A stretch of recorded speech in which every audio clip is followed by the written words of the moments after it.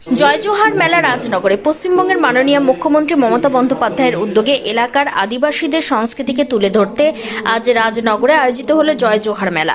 রাজনগর ডাকবাংলো নজরুল ভবনে আয়োজিত এই অনুষ্ঠানে হাজির ছিলেন সিউড়ি বিধায়ক বিকাশ রায় চৌধুরী, রাজনগর বিডিও শুভাশিস চক্রবর্তী, রাজনগর পঞ্চায়েত সমিতির পূর্ত কর্মাধ্যক্ষ সুকুমার সাধু সহ বিশিষ্টজনেরা। বর্ণাঢ্য শোভাযাত্রা শেষে আদিবাসী নাচ গান বক্তব্যে তুলে ধরা হয় এলাকার আদিবাসী সংস্কৃতিকে।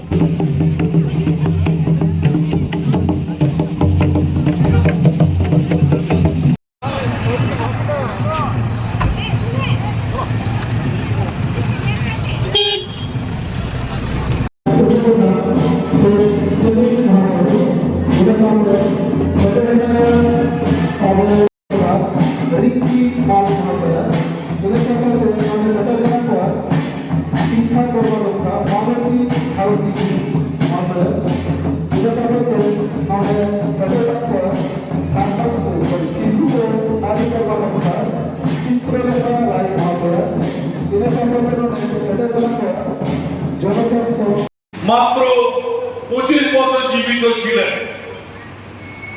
1875 সালে তার জন্ম, 2000 সালে